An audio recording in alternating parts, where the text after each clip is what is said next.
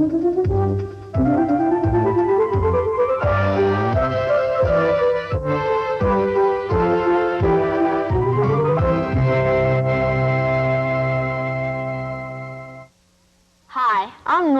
going to love this Just for Kids video.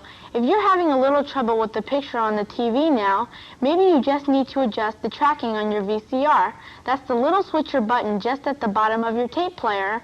If you need help, just call Mom or Dad or Big Brother or Big Sister. They'll help you. And be sure you stay tuned after the show, because I'm going to tell you how you can get a free video.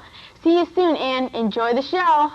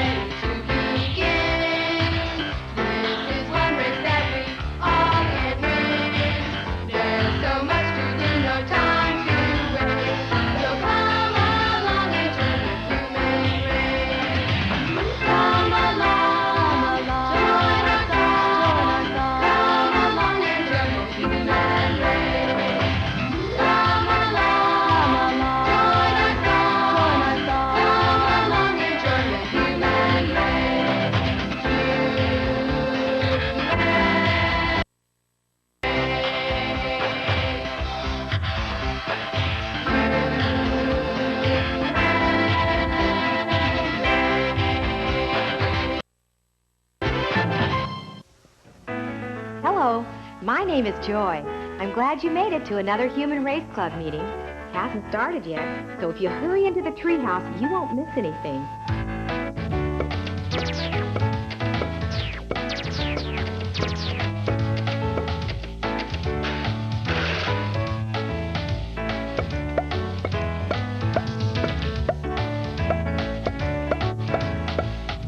That is correct. Now spell fantastic.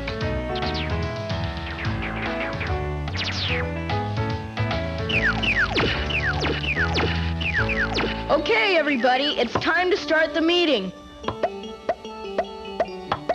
I'm waiting. Finally. Now, do any of you have anything you want to talk about at the meeting today? I do. What is it? I got this thing in the mail. It's a free offer for this huge ice chest. I figured we could use a cooler for our club outings. What's the catch? What do you mean? I mean, what do we have to do to get the ice chest?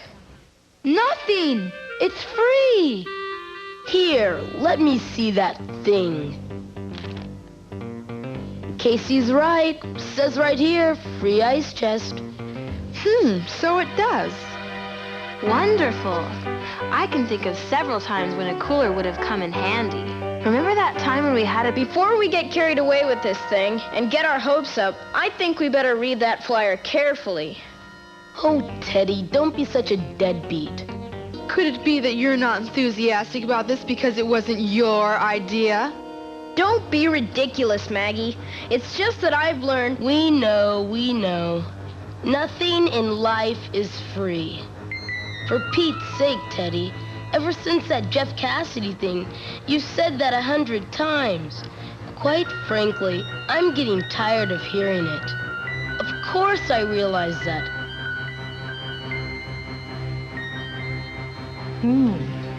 Come to think of it, Teddy does make that comment a lot. And just as AJ said, I think it's because of an experience he had with Jeff Cassidy. This is what happened.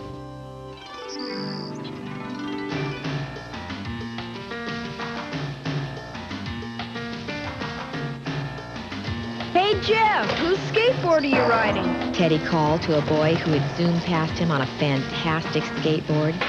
The boy's name was Jeff Cassidy.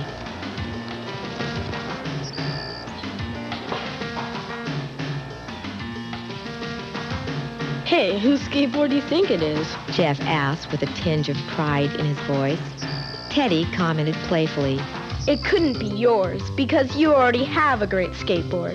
True, my old board is great, but I wanted one that had a little more flexibility and... But of course.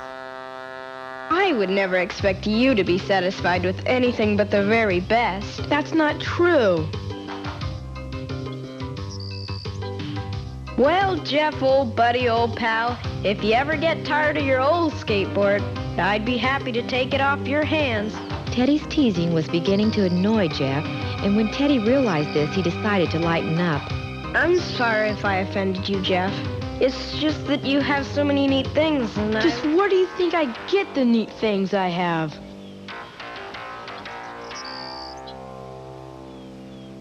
Well, from your mom and dad, of course. Everyone knows they're rich.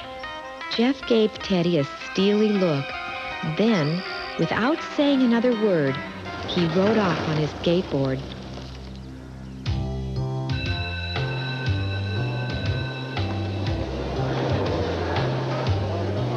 The next day at school, Teddy was eating lunch with AJ when Jeff approached him.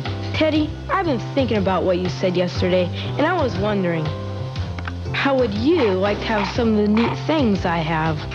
Teddy wasn't sure why Jeff would ask such a question, so he hesitated and then spoke with reservation. Well, anyone would want the neat things you have, Jeff. Well, Teddy, old buddy, old pal. It's time to share the wealth, and I've decided to share it with you. Can you come to my house Friday after school and stay until Monday morning? Oh, well, Say yes, you fool.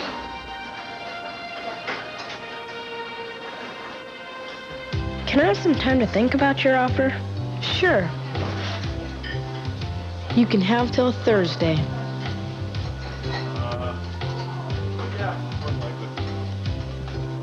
What are you doing? If Jeff said he wanted to share his wealth with me, I'd do anything he asked. Anything? Well, almost anything. That night, Teddy went to bed at his usual time, but he wasn't able to fall asleep because he could not stop thinking about his conversation with Jeff. It was obvious that Jeff was up to something, but Teddy couldn't figure out what it was. Oh, well. How can I lose? At the very least, I'll see if all the rumors about the rich Cassidys are true. I think I'll accept Jeff's invitation. Finally, the decision was made, and Teddy fell asleep. On Friday, Teddy rode the school bus home with Jeff. The bus dropped the boys off at a corner a few blocks away from where Jeff lived. As the two made their way to the Cassidys' house, Teddy was reminded why Jeff's neighborhood was called the ritzy part of town. Before long, Teddy and Jeff were standing in front of a large wrought iron gate. Jeff automatically began poking at the buttons on a small electronic box. Magically, the gate swung open. Jeff led his guest into one of the most fantastic houses Teddy had ever visited. The two boys passed through a spacious entry hall into a large room containing almost every conceivable form of home entertainment. All of it looked intriguing, but the three items that piqued Teddy's interest were the big screen TV, the pool table, and the pinball machine. Teddy's excitement continued to mount as he followed Jeff to the large glass doors. Jeff pushed one of the doors open to give Teddy a better look at the backyard. Jeez, Teddy gasped as his eyes surveyed an enormous area with a swimming pool, tennis court, and putting green. You didn't tell me you lived at a country club. And Jeff chuckled out loud. Soon, a kind-looking, heavy-set woman entered the room and greeted the boys. She set a tray of snacks on a nearby table and then left. Teddy looked first at the food and then at Jeff. That was a nice thing for your mom to do. She's not my mom. My mom and dad are at work. After the snacks were consumed, Jeff finished giving Teddy a tour of the house. Then the two boys settled into taking advantage of all the enjoyable activities the Cassidy home had to offer. All too quickly, the afternoon turned into the evening. Following a delicious meal prepared by the housekeeper and eaten in front of the big screen TV, Jeff announced that Teddy and he would have to go to bed early. We've got a big day ahead of us tomorrow, and we're going to need all the rest we can get. But I never go to bed early on Friday night. That's the one night I can stay up late because I can sleep in the next day. Well, you won't be sleeping in tomorrow. We need to be up by 5 a.m. 5 a.m.? What could possibly be worth getting up at 5 o'clock on Saturday morning? You'll see.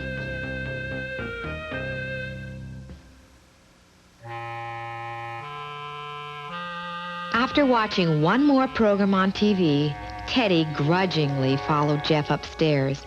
As the two boys passed by the master bedroom, Teddy glanced inside. The emptiness of the room reminded him that he had not yet seen Jeff's parents. It was 9 p.m., and they were still not home. Intuitively, Jeff knew that Teddy was wondering about his parents. My mom and dad work 6 days a week, sometimes 7. And they put in 12 to 14 hours a day.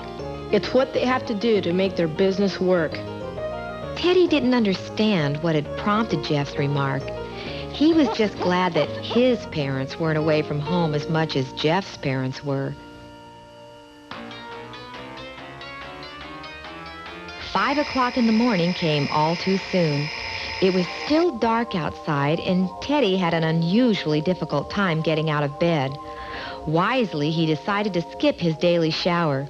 He had put on his shirt and was pulling up his pants when he noticed Jeff was staring at him, shaking his head. You aren't going to wear those clothes, are you?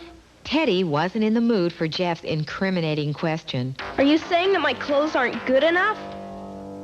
They're too good, Jeff said as he threw open his closet door. He grabbed some clothes off their hangers and tossed them to Teddy. Here, put these on. Teddy examined the clothes.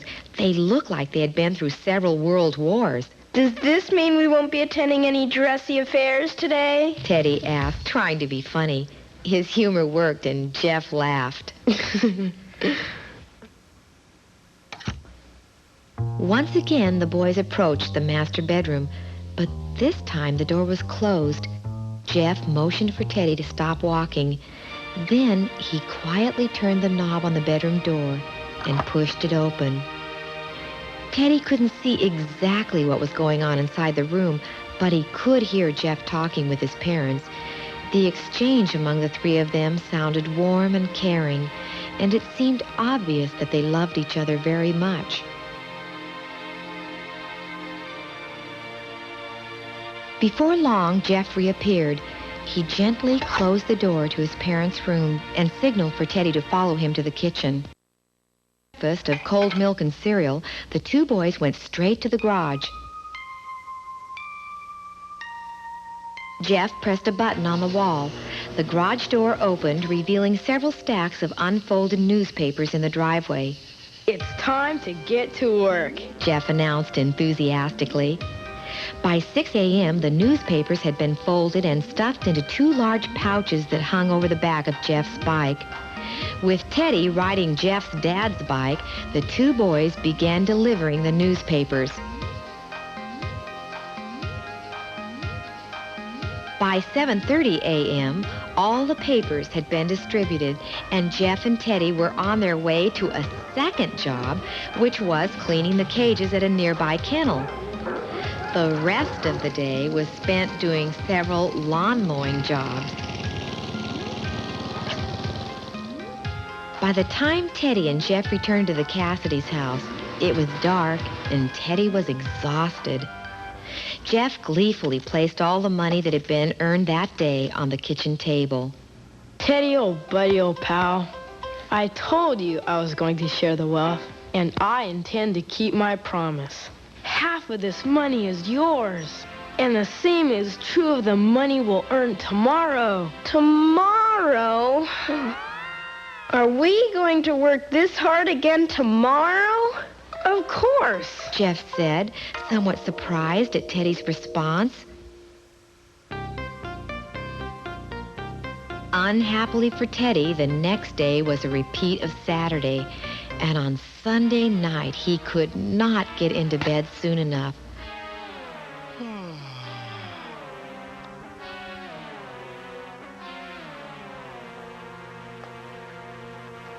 But Jeff was too excited to go to sleep immediately. Teddy, just think of the jobs we can take on if we continue to work together.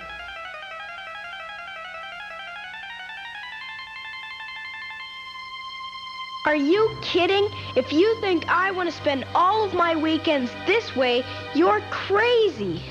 Jeff was visibly shocked by Teddy's rejection of what he felt was a good offer. But I thought you wanted to have the neat things I have.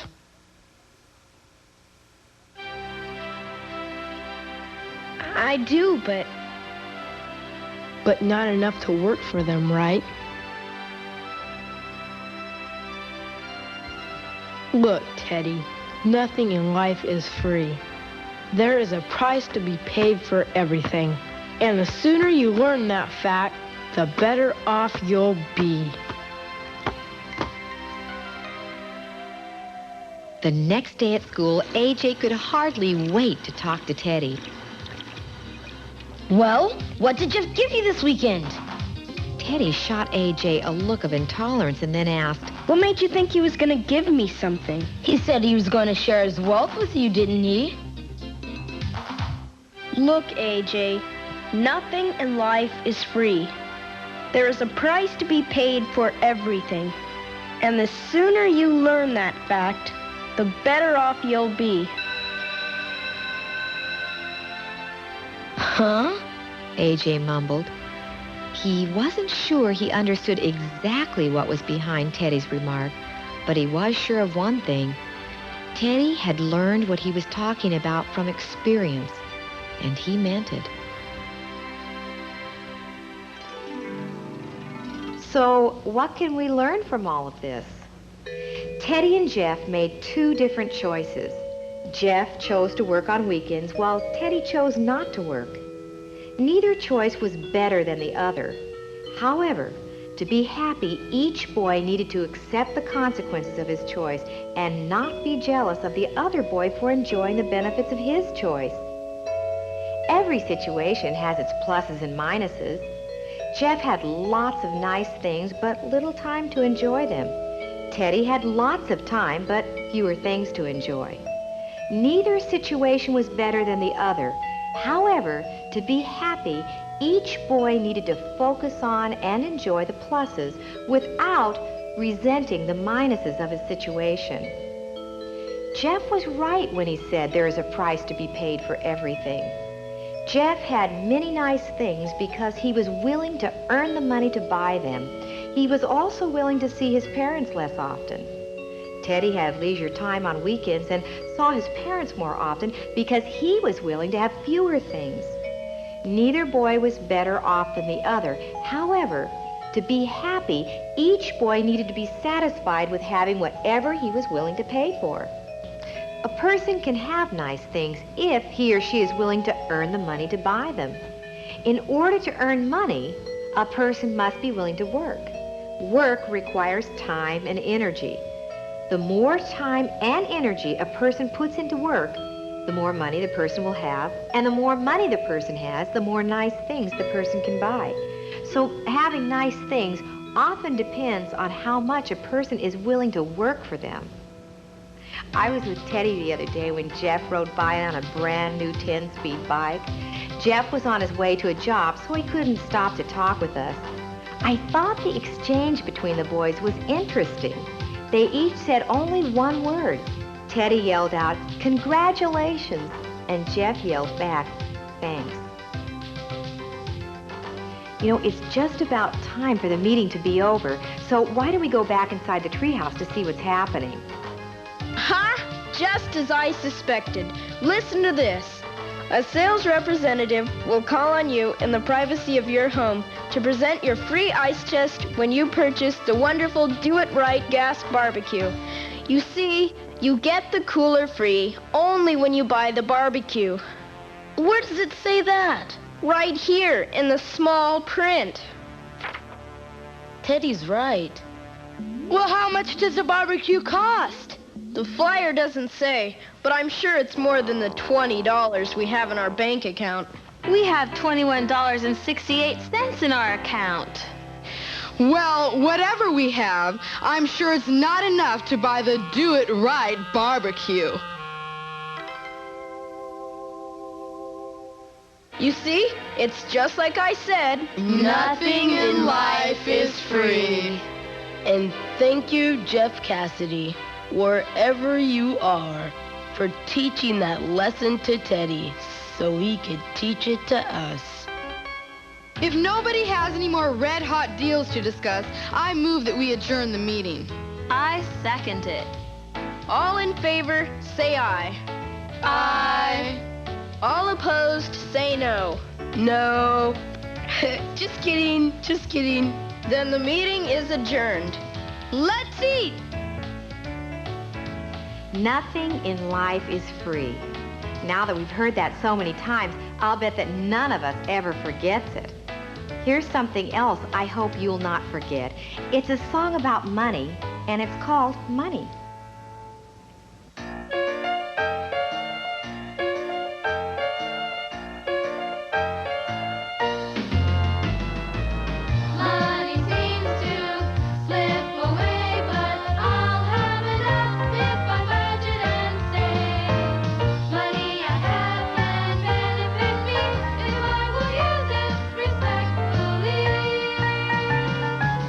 When I buy things for my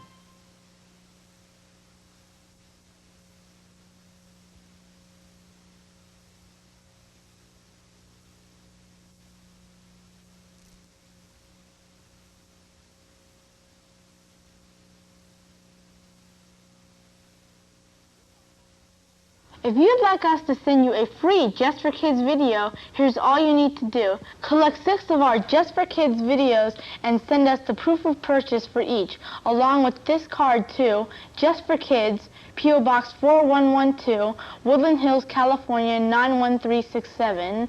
That's all you have to do, and we'll send you a free Just for Kids video featuring some of our most popular characters. Be sure to look for these other Just for Kids videos in your store. See you next time. Seabert's the bravest of them all. He's the seaworthy seal that makes a splash everywhere he goes. Seabert. Yes, he's back by popular demand, and he's on the road again with his pals, Tommy and Aura. In this celebrated video encore, Seabert spans the globe with all new adventures, from the Alps to Africa and from Paris to the North Pole.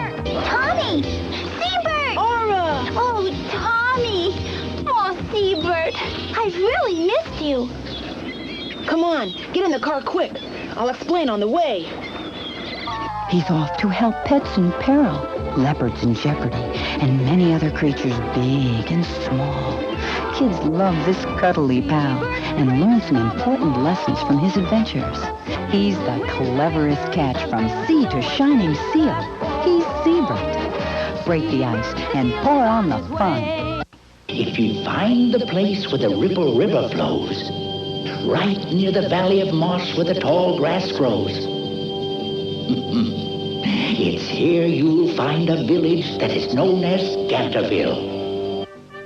Meet the Gallavants, puny pals with some powerful lessons. There's Shando. He's got a lot to learn. No gets allowed. No problem. I've got the solution right here. A whistleberry? How's that gonna help?